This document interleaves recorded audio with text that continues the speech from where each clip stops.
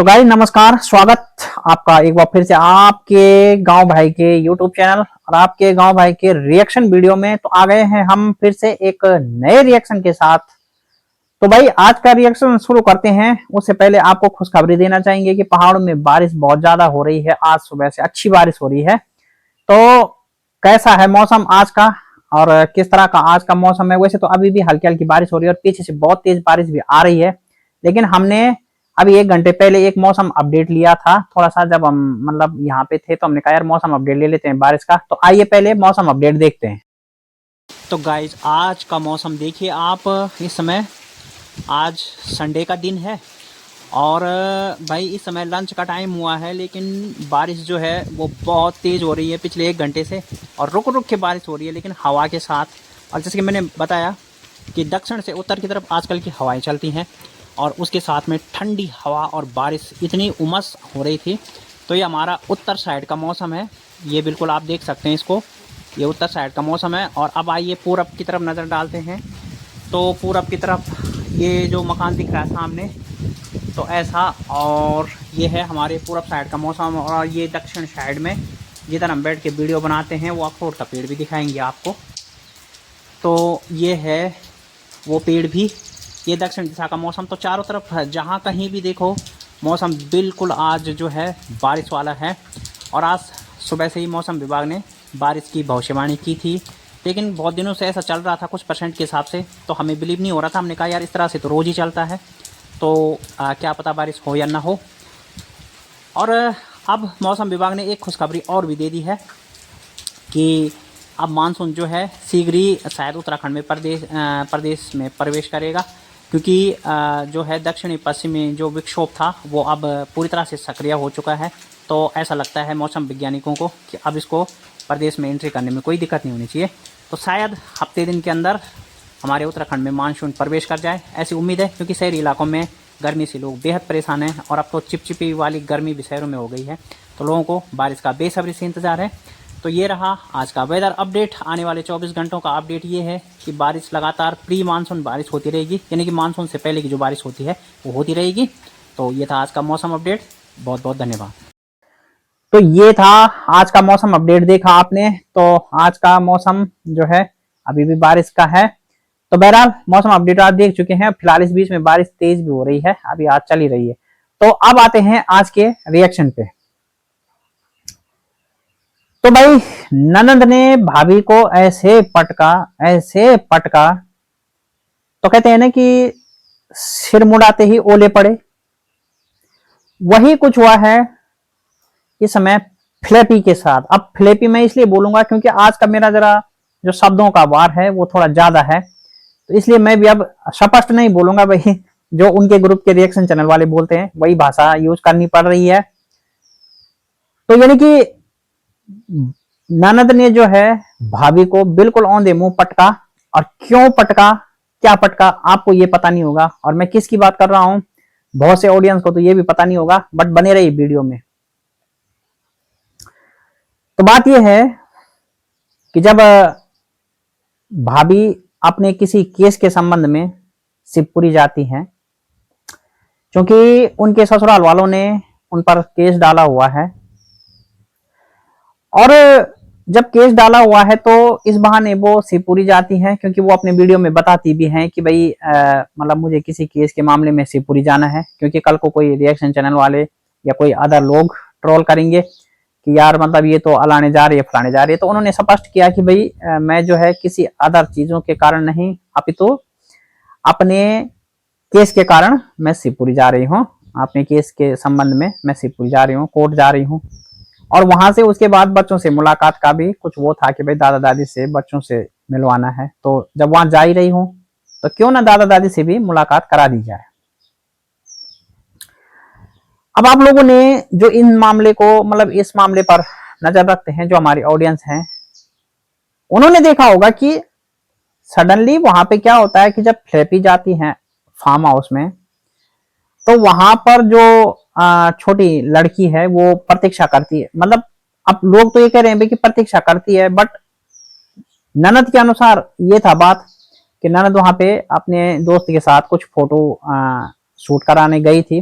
जिसके लिए वो पूरी तरह से तैयार वैयार होके गई थी। और यहाँ तक कि मतलब तैयार होने में और फोटोशूट करने में उनको वहां पूरे 1.5 से 2 घंटे लग गए। तब तक भाभी जी जो है वो अपने बच्चों को लेके पहुंच गई। यहाँ पर आप मुझे मत दोष दीजिएगा, मैं नहीं बोल रहा हूँ भाभी जी, मतलब मैं ननद की भाभी जी बोल रहा हूँ, मेरा मतलब आप लोग समझ जाइएगा। तब तक ननद की भाभी जी अपने बच्चों को लेके वहां पे पहुंच गई। अब भाई बच्चे थे तो बच्चे तो किसी के भी होंगे, बच्चे तो बच्चे होते हैं, वो तो जानते हैं कि ये हमारे परिवार के हैं, ये हमारी बुआ है, ये हमारी ताई है, चाची है, दादी है, दादा है, जो भी है। तो भाई बच्चे जब थोड़ा बहुत समझ वाले हो जाते हैं, यानी कि 2-4 साल में उनको बहुत समझ आ जाती है। और कई तो इतने तीव्र माइंड के बच्चे रहते हैं कि वो 1-2 साल से ही पहचानने लगते हैं अपने रिश्तेदारों को, अपने घर वालों को। तो बच्चे काफी खुश हो गए और वो बुआ से लिपट गए कि भाई हमें तो बुआ के साथ जाना है। अब मम्मी ने बहुत सी कोशिश की, उनकी मम्मी ने, कि भाई हम आपको ले चलेंगे स्कूटी में, हम जाएंगे, हमने आपको पहले भी घुमाया है। लेकिन बच्चे थे कि बड़ी मुश्किल से बहुत समय के बाद वो अपनी बुआ से मिल रहे थे, तो वो बुआ को छोड़ने का नाम बिल्कुल नहीं ले रहे थे भाई। और भाई बच्चे तो बड़े मासूम होते हैं, यकीनन जब वो घर वालों से दूर रहते हैं और कभी वो घर वालों को देखें तो सचमुच ऐसे लिपट जाते हैं कि उस समय का जो आनंद होता है, चाहे वो परिवार का कोई भी बड़ा हो, जब वो उस पे बच्चे लिपटते हैं ऐसे याद करते हुए, और दूर से जब कहीं से बहुत दिनों में जब मिलते हैं ना, और जब बच्चे लिपटते हैं, तो उस समय का जो परम आनंद है जीवन का, उसका बखान न किसी ने पूर्व इतिहास में किया है, न पुराणों में है, न किसी चीज में है। उसका बखान केवल और केवल आदमी की आत्मा में और दिल में होता है। शब्दों में उसका बखान हमारी भी ताकत नहीं, क्योंकि स्वयं गीता में उसका बखान नहीं किया श्री कृष्ण ने, तो हम तो एक बहुत तुच्छ प्राणी हैं भगवान के सामने। तो जब इस तरह से बच्चों को देखा तो भाई बुआ भी, स्वाभाविक बात है कि बच्चों से घुल मिल गई। तो बुआ ने कहा कि आप जो है घर आना आराम से मम्मी के साथ। तो मम्मी ने कहा कि भाई आपको मैं ले चलूंगी, लेकिन बच्चों की जिद थी भाई कि नहीं। तो जब बुआ बच्चों को स्कूटी में घर ले गई तो पीछे से भाई मम्मी भी आएगी। अब मम्मी ने आना ही था। अब वहां पे बच्चों का मुलाकात का जो कार्यक्रम चल रहा था वो बहुत अच्छे से चल रहा था। बच्चे काफी खुश थे अपने दादा दादी को मिलके, अपनी बुआ से मिलके, अपने घर में आके अपनी पुरानी यादों को ताजा कर रहे थे बच्चे। और बच्चे इतने मासूम और इतने अच्छे होते हैं, दिमाग के बिल्कुल सच्चे होते हैं, कि उनको बहुत अच्छा लगा अपने पुराने घर में आके अपनी पुरानी यादों को ताजा करके, दादा दादी से मिलके। और यकीनन वो देख रहे थे ना कि भाई पूरी फैमिली एक थी। अच्छा लग रहा था बच्चों को। बच्चे नहीं जानते किसके मन में क्या षड्यंत्र है, किसने किसके लिए क्या किया, क्यों हम साथ नहीं रहते, क्यों लड़ाइयां हुई, क्या रीजन था, किसकी गलती थी, फलाना ढिकुना। बच्चे इन सब सवाल और राजनीतियों से दूर रहते हैं, क्योंकि बच्चे बिल्कुल साफ मन के होते हैं, वो चाहे आपके हो किसी के भी हो। अब यहाँ पर लोग जो हैं वो कहने लगे कि भाई जो है ननद ने भाभी के साथ जो, मतलब ननद जिस तरह से भाभी के सामने ऐसे प्रेजेंट हो रही थी, तो ऐसा लगता है कि इन दोनों का ऑफलाइन जो चीजें हैं, मतलब जो रिलेशन है वो बिल्कुल ठीक है। और खाली कैमरे के आगे जो है ये जनता को भ्रमित करने के लिए, अपने जो फैन फॉलोइंग है उसको भ्रमित करने के लिए ये लोग जानबूझकर इस तरह के नाटक करते हैं। और इस तरह से मतलब ननद को कमेंट भी कर दिया बहुत से लोगों ने। अब दोनों ट्रोल हो रहे थे। इधर फ्लेपी यानी कि ननद की भाभी के जो भी चाहने वाले थे, मतलब जो सब्सक्राइबर थे, जो फॉलोअर्स थे, वो भी हिट देने लगे कि भाई जब आपके साथ इन लोगों ने इतना बुरा किया था और वो आपने खुद वीडियो में बताया, तो फिर आप इनसे इस तरह से मतलब क्यों माफी मांग रही हैं। क्योंकि आपने सडनली देखा होगा ना कि जब ननद वहां पे मतलब इस तरह से बच्चों के साथ टहल रही थी और काफी खुश नजर आ रही थी, तभी सडनली भाभी ने जो है अचानक से उनसे माफी मांगी। उनके मतलब बिल्कुल पैरों में झुकना ही बोलेंगे हम इसको। तो पैरों में झुक के जब भाभी ने ननद से माफी मांगी, तो भाई ननद ने वहां पे थोड़ा सा मतलब एक जो होता है ना कि एक एक होता है कि भाई नहीं, बिल्कुल नहीं। जैसे हमारे पैरों में कोई माफी मांगे और हमें वो आदमी पसंद नहीं, तो हम अचानक से हट जाते हैं, हम बोलते हैं नहीं भाई ये क्या कर रहे हो आप, ऐसा मत करो, हमें कोई वो नहीं है, फलाना है, जो भी है। लेकिन वहां पे ननद का करारा विरोध नहीं हुआ, ननद ने विरोध करारा नहीं किया। और ननद ने सिर्फ इतना बोला कि भाई जो बेइज्जती आपने मेरी करवाई, जो आपने मेरे कैरेक्टर पे उंगली उठाई, जो आपने मेरे कैरेक्टर का जो भी आपने गलत वो किया, उसके कारण मैं आपको कैसे माफ कर सकती हूँ। और दूसरी बात, अगर आपको लगता है कि सचमुच आपसे कोई बड़ी गलती हो गई है तो माफी उन माँ पापा से मांगिए, मेरे उन मम्मी पापा से मांगिए जिनका आपने दिल दुखाया है, जिनकी आपने इज्जत डुबाई है, इज्जत उछाली है, और जिनको आपने इस तरह से हट किया है।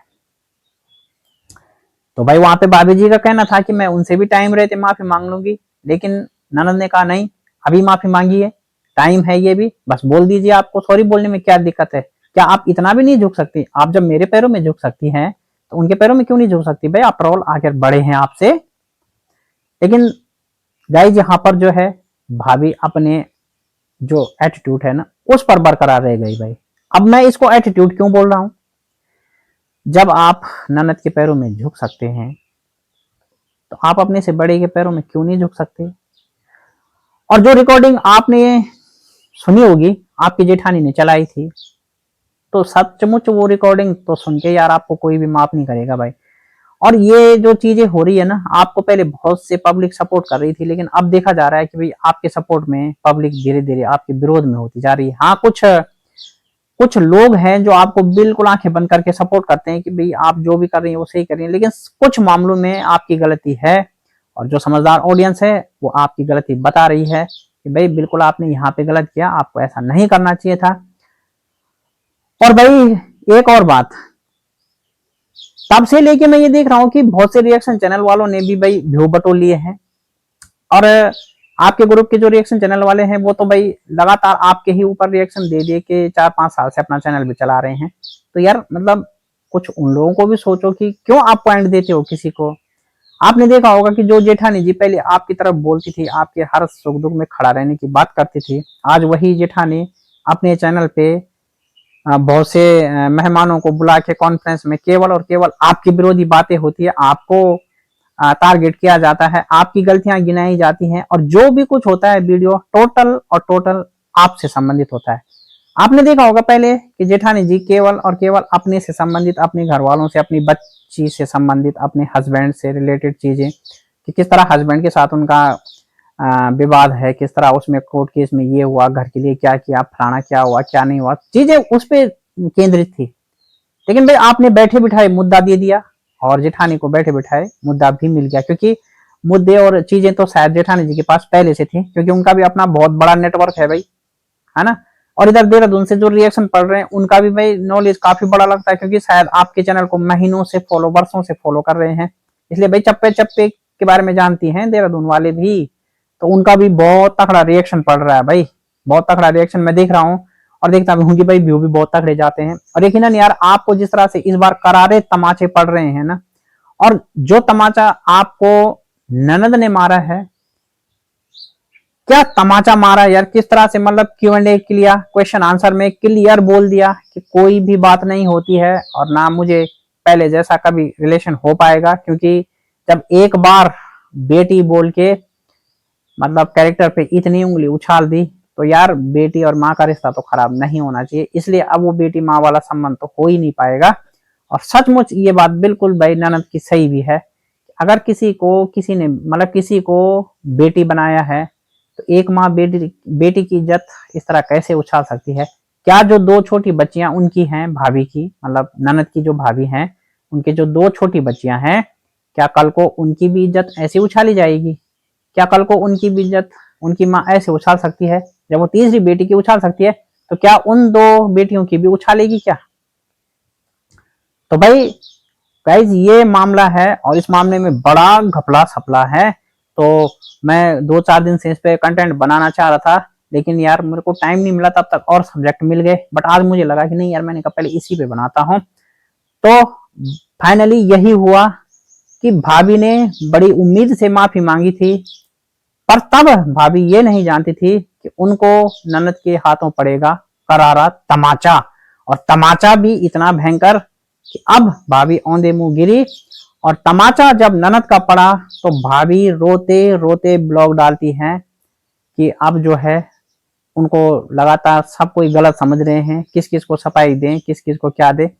तो बस भाभी से यही बोलना चाहेंगे, ननद की भाभी से, कि यार ये सब तो आप ही का बोया हुआ है, क्योंकि पुरानी कहावत है कि बोए पेड़ बबूल का तो आम कहां से होए। तो बस यही है गाइस। तो करारा तमाचा ननद ने मारा।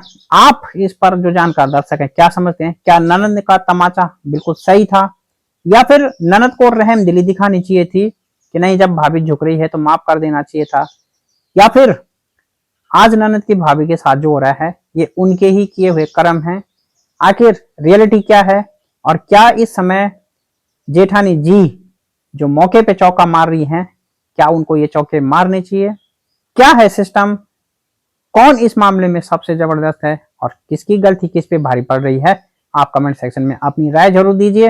और हाँ, भाई को सपोर्ट और सब्सक्राइब कीजिए चैनल को, वीडियो को लाइक हाइप और शेयर जरूर कीजिए। इसी तरह अपना प्यार, आशीर्वाद और सपोर्ट देते रहिए। मैं आपका बहुत बहुत आभारी हूँ, और कल नए वीडियो के साथ फिर मिलूंगा, नए करारे रिएक्शन के साथ मिलूंगा। तब तक के लिए धन्यवाद। स्वस्थ रहिए, मस्त रहिए, एंजॉय कीजिए।